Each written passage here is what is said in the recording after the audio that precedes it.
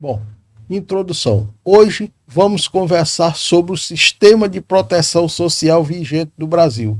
O referido sistema foi previsto na Constituição de 1988, visa, com fundamento no primado do trabalho, o bem-estar e a justiça social.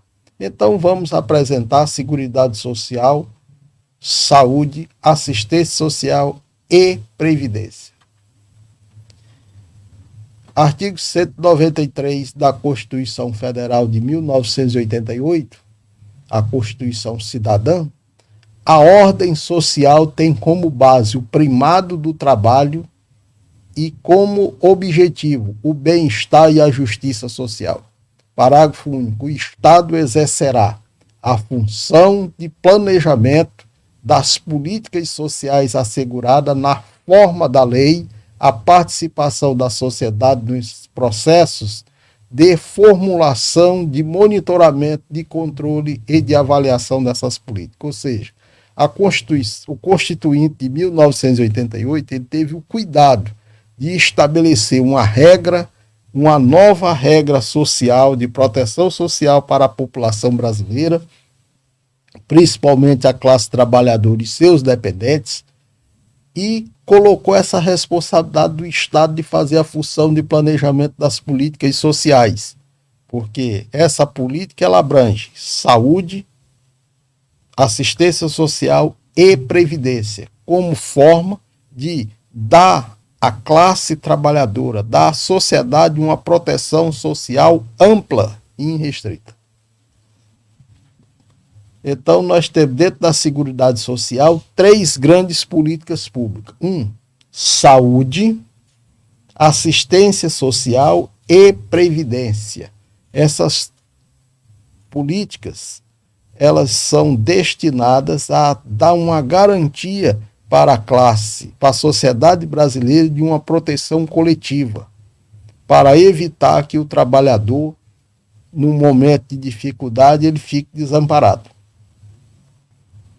Artigo 194. A Seguridade Social compreende um conjunto integrado de ações de iniciativa dos poderes públicos e da sociedade destinadas a assegurar os direitos relativos à saúde, à previdência e à assistência social. Parágrafo único. Compete ao poder público, nos termos da lei, organizar a Seguridade Social com base nos seguintes objetivos. Então, essas 3 grandes políticas, saúde, direito do cidadão e dever do Estado, a previdência social é de abrangência para todos, porém só pode ter direito à previdência quem contribui para tal, quem contribui para ela.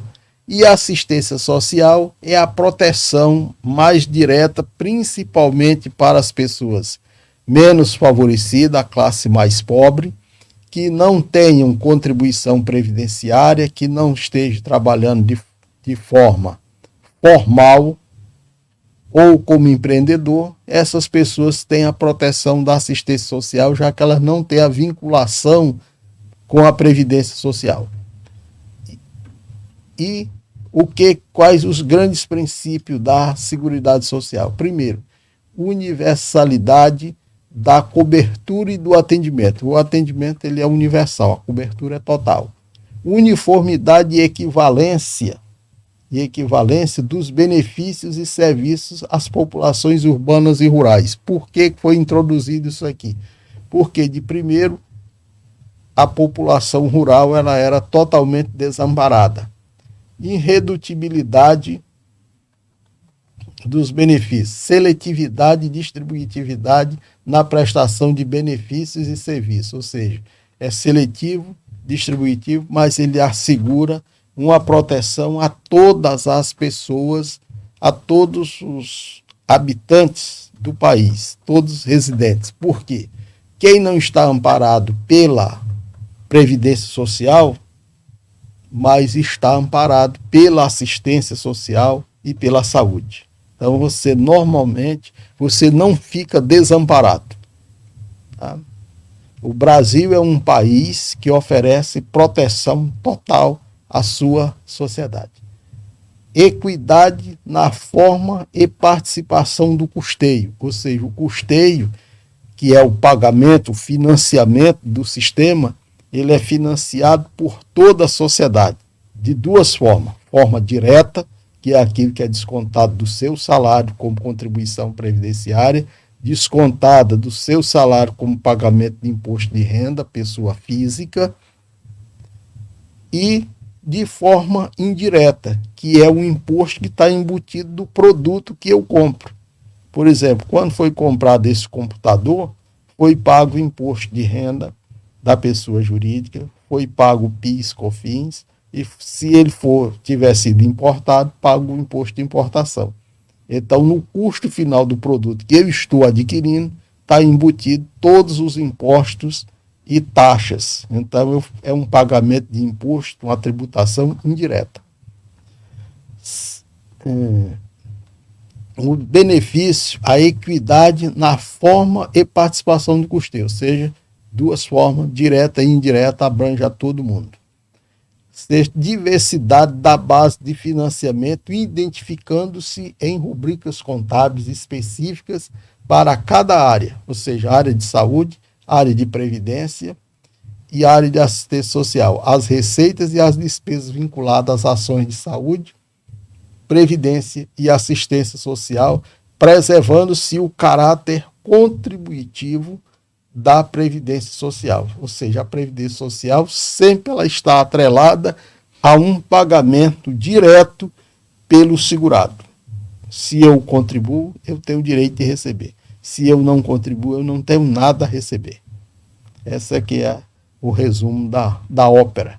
Isso aí foi reafirmado numa redação dada pela Emenda Constitucional 103 de 2019. Ainda no artigo 194, nós vamos encontrar lá o inciso 7, que vai dizer o seguinte: o caráter democrático e descentralizado da administração mediante gestão quadripartite, com a participação dos trabalhadores, dos empregadores, dos aposentados e do governo nos órgãos colegiados. Significa dizer o seguinte: todas as áreas da Seguridade Social, eles são representado, tem conselho e gestores, conselho de gestão, cujos trabalhadores, os empregadores, os patrões, os aposentados e representantes do governo nos órgãos colegiados, que são os conselhos. Conselho Nacional de Saúde, Conselho Nacional de Assistência Social, Conselho Nacional de Previdência. Esses conselhos são responsáveis por fazer, determinar as diretrizes da política social, da proteção social da sociedade brasileira.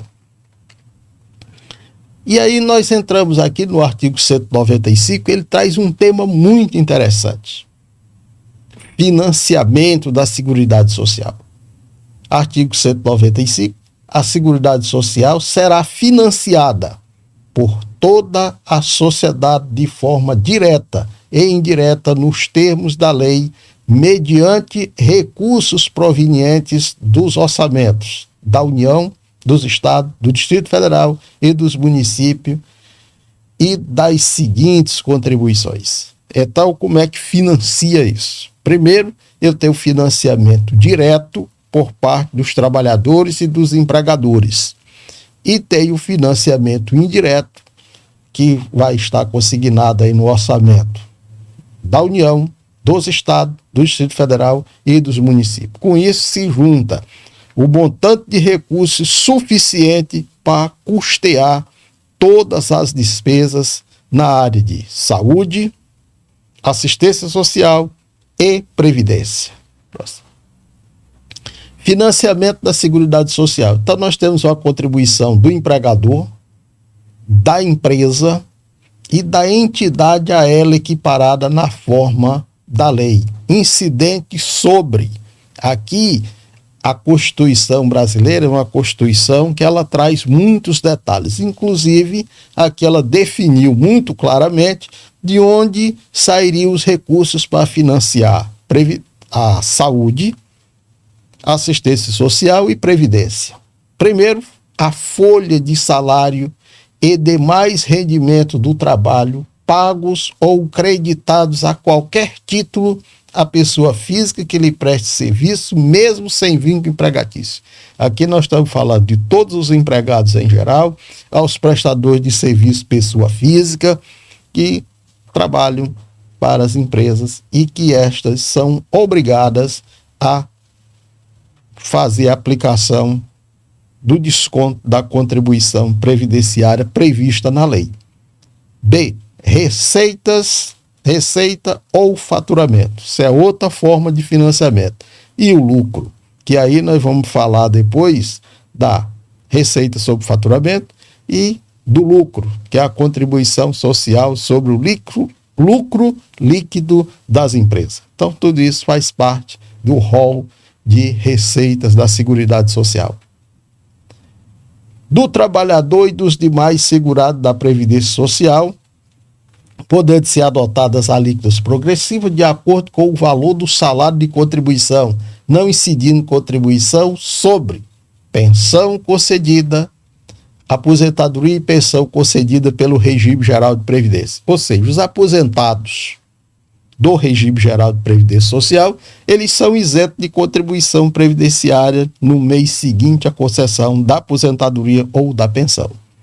E os trabalhadores, em geral, de acordo com o ganho que você tem uma contribuição definida para a Previdência Social. E assim, nós financiamos o sistema. Terceira grande fonte de receita sobre os concursos de prognóstico. Quem é que não faz uma fezinha na loteria? Lá tem uma contribuição devida.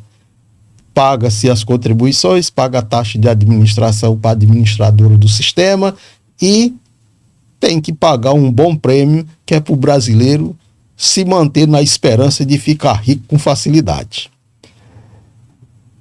E a quarta grande fonte, do importador de bens ou serviços do exterior ou a quem a lei a ele equiparar. Isso aí, imposto sobre importação de bens ou serviços vindos do exterior, também faz parte da receita de financiamento da Seguridade. Ainda falando disso, as receitas dos estados, do Distrito Federal e dos municípios destinados à Seguridade Social constarão nos respectivos orçamentos, não integrando o orçamento da União. Então, isso aqui significa dizer o seguinte: Estado, Distrito Federal e município, dentro dos seus orçamentos anuais, tem que prever valores destinados a custear despesa com a Seguridade Social. A proposta orçamentária da Seguridade Social será elaborada de forma integrada pelos órgãos responsáveis pela saúde, pela Previdência Social e Assistência Social, tendo em vista as metas e prioridades estabelecidas na Lei de Diretriz Orçamentária, assegurada a cada área de gestão os seus recursos. Ou seja, quando se faz o orçamento anual, é definido o montante de recurso para cada política específica da Seguridade Social, da Previdência, da Assistência, da Saúde. Então, todos esses itens, eles são programáveis de forma orçamentária e financeira, ano a ano, dentro do orçamento geral da União. A pessoa jurídica em débito com o sistema de Seguridade Social, como estabelecido em lei, não poderá contratar com o poder público, nem dele receber benefícios ou incentivos fiscais ou creditícios. Isso significa dizer o seguinte: as empresas devedoras que estejam em situação de débito irregular junto à Previdência Social ou à saúde, algum outro débito decorrente do não cumprimento das obrigações, impede que essa empresa faça contratos com o poder público, ou seja, participe de licitação, obtenha créditos junto a instituições financeiras nacionais ou internacionais que a União seja participante, ou que dê o aval para a obtenção do crédito. Financiamento ainda, nós estamos no parágrafo 4º, a lei estabelecerá. A lei poderá instituir outras fontes destinadas a garantir a manutenção ou a expansão da Seguridade Social, obedecido o disposto do artigo 164, inciso 1. Daí vem, no parágrafo 5º, uma definição que diz que nenhum benefício ou serviço da Seguridade Social poderá ser criado, majorado ou estendido sem a correspondente fonte de custeio. Ou seja, para garantir o benefício, eu tenho que definir previamente a fonte de custeio, inclusive com os percentuais de contribuição, para garantir a efetividade da prestação do serviço ou da concessão do benefício. As contribuições sociais que trata esse artigo só poderão ser exigidas após decorridos 90 dias da data da publicação da lei em que as houver instituído ou modificado, não lhe sendo aplicado o disposto no artigo 150, inciso 3º, letra B. O que significa isso? Contribuições instituídas por lei, elas só podem ser cobradas 90 dias após a publicação da lei que as instituiu, ou seja, o princípio da noventena. No artigo 150, inciso 3º, letra B da Constituição Federal, nós estamos falando do princípio da anualidade dos impostos. Por exemplo, se o governo instituir um imposto novo, ele só tem vigência a partir do primeiro dia seguinte àquele ano. É o princípio da anualidade. Ou seja, eu instituo no ano para cobrar no ano seguinte. Esta regrinha não se aplica às contribuições sociais, que podem ser cobradas dentro do mesmo exercício civil, desde que decorridos 90 dias. Parágrafo 7º. São isentas de contribuições para a Seguridade Social as entidades beneficentes de assistência social que atendam às exigências estabelecidas em lei. O que significa? As entidades beneficentes, aquelas que não têm fins lucrativos e que prestam serviço de assistência social, assim considerada. Por exemplo, as Santa Casas, que são hospitais filantrópicos, não pagam contribuição para a Seguridade Social, a contribuição patronal. Algumas entidades de ensino também não. Então, isso está fundamentado nesse parágrafo 7º da nossa Constituição, que quando os constituintes elaboraram a Constituição brasileira, eles pensaram nessas possibilidades.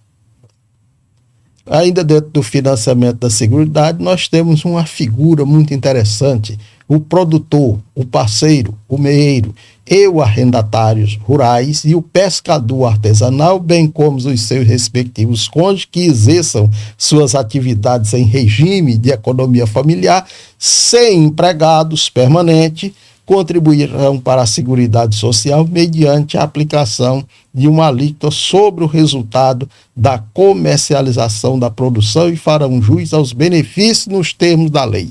Isso nós estamos falando do pequeno produtor rural, daquela pessoa que produz, por exemplo, verdura, frutas, tem uma pequena criação, tem uma pequena propriedade rural dentro de limitada a 4 módulos fiscais, que aqui, por exemplo, no Acre, 4 módulos fiscais são 400 hectares, porque cada módulo é de 100 hectares. Daí que a gente diz que o segurado especial, ele tem algumas vantagens em relação ao segurado urbano em termos de aposentadoria, que a gente vai ver isso mais na frente.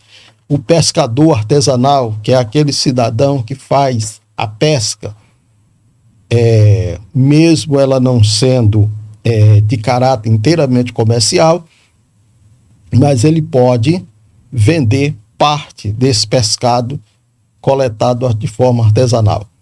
Então, isso nós estamos falando da proteção social para os trabalhadores rurais, que também tem um benefício especial, que é o benefício do segurado especial. E com isso, a Seguridade ampara todos os trabalhadores urbanos e os trabalhadores rurais, pequenos produtores, estão todos debaixo do guarda-chuva da Previdência e também amparado na política social. Parágrafo 9º. As contribuições sociais previstas no inciso 1 do caput deste artigo poderão ter alíquotas diferenciadas em razão da atividade econômica, da utilização intensiva de mão de obra, do porte da empresa ou da condição estrutural do mercado de trabalho, sendo também autorizada a adoção de bases de cálculos diferenciadas apenas nos casos das alíneas B e C do inciso 1. Isso aqui, essa diferenciação que existe, é uma forma de proteger, as pequenas e médias empresas e proteger o mercado de trabalho no Brasil. Com isso, você tem uma condição diferenciada para garantir a manutenção do emprego e também o crescimento das pequenas e médias empresas, porque as alíquotas de contribuição, elas são diferenciadas, inclusive, em relação a essa estrutura. Tanto é diferenciado para a empresa, como também é diferenciado para os empregados. Quem ganha menos, paga menos. Quem ganha mais, paga um pouquinho mais. Ainda no parágrafo 10, a lei definirá os critérios de transferência de recursos para o Sistema Único de Saúde e as ações de assistência social da União para os estados, o Distrito Federal e os municípios, e dos estados para os municípios, observada a respectiva contrapartida de recursos. Como nós estamos falando de um sistema nacional e que esse sistema abrange toda a sociedade brasileira, e como a nossa estrutura político-administrativa ela está baseada em 3 níveis, federal, estadual e municipal, cada um desses entes tem as suas responsabilidades. Então, a União transfere recursos para os estados, para o Distrito Federal e para os municípios, recursos oriundos do seu orçamento, e os estados transferem parte disso para os municípios, observada a respectiva contrapartida. O que significa contrapartida? Cada ente federado tem que ter no seu orçamento uma parcela de recursos destinada a custear as despesas do sistema. Parágrafo 11. São vedados a moratória e o parcelamento em prazo superior a 60 meses e, na forma da lei complementar, remissão e anistia das contribuições sociais que tratam as alíneas A, que é a contribuição do segurado, inciso 1, e a do inciso 2 do caput. Ou seja, as contribuições sociais, elas não podem ser anistiadas, não podem sofrer remissão, e quando a empresa ou o segurado equiparado à empresa entra numa situação de dificuldade financeira que não tem condição de pagar suas contribuições em dia, é permitido fazer o parcelamento em até 60 meses. Esses parcelamentos já chegaram a 240 meses. Hoje eles estão limitados a 60 meses. Isso salvo se vir algo muito especial, uma crise muito forte que nós tivemos na pandemia, que cria muitas dificuldades para as empresas, poderá haver talvez, quem sabe, algo excepcional. Mas a regra é de parcelamento de 60 meses. Financiamento da Seguridade Social, dando continuidade, parágrafo 12. A lei definirá os setores de atividade econômica para os quais as contribuições incidentes na forma do inciso 1b e inciso 4 do caput serão não cumulativas, ou seja, as contribuições elas não podem ter caráter cumulativo, em hipótese alguma. E nós tivemos algumas alterações na emenda na Constituição, patrocinada pela emenda constitucional 42 e pela emenda constitucional 103 de 2019. Próximo.